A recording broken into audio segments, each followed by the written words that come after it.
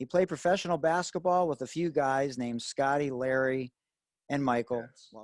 Well, to be involved in a peace agreement with Bahrain and Israel, I mean, that is just something that's incredible. I read about. Sam, question for you. You were first round draft pick of this, one of the, what I think, and I'm not even a Celtics fan, but I think it has to go down as one of the greatest NBA teams ever, the 85-86 Celtics. And what was it like going to your first practice? I wanted to follow up. One of the players that many people forget that was on that team was Rick Carlisle. Was a reserve on that team. Did you ever think he'd go on to be the NBA coach he has become today, winning a title and being in the league for a record number of years? He's one of the elder statesmen as coaches go in the NBA.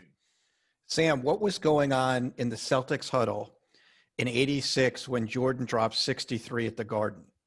It was hectic. There was screaming. It was witnessing one of the most, magnificent appearances of all time. It was.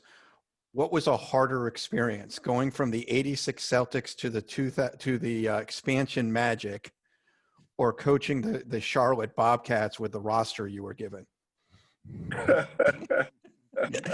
And I gotta be honest, Sam. I read that and I'm like, and I went back. I don't know how you won 32 games with that team.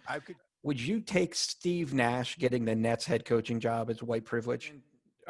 Moving on to the '87 season, the Celtics had drafted Len Bias, and obviously I grew up in DC area, so I was very familiar. And we talked with Dave Billis about the impact of Bias and everything. What was the feeling? Knowing Bias was, Red Auerbach was very connected to Bias, knowing that you were drafting Bias, and then just days later seeing him die. What did you see on the impact with the Celtics the next few years? You grew up with Magic, and I'm just curious, when he announced that he had HIV, it's one of those things where you sort of remember where you were, and how proud are you of him and what he's done for not only people of color, but just the way that he has handled his life 30 years post HIV. All right, let's get to the this or that segment. All right, here we go. Put your seatbelts on, folks. All right. Favorite food that makes you dance? Chicken. For a while. Pancakes, waffles, or French toast? I'm going with waffles all day long. Oh, God. John, please tell him the story because we got to hear it one more time. I'm a big fan of Waffle House out there. And if you're going to go to a Waffle House, you go with the All-American. And a hidden secret at Waffle House, for $125, if you can order, they'll double up the waffles. It's not on the menu. You have to tell them, and they'll always give it to you. So you're looking at $8.50. You're getting a double waffle combo with hash, coffee, and a side of toast. You cannot go wrong. Are you vegetarian? Pretty much. Wow, really? You're the second person that's dropped that bomb on us. If you were going to play 2-on-2 with your brother and John and I, and you had the first pick, would you select me or John in the first round?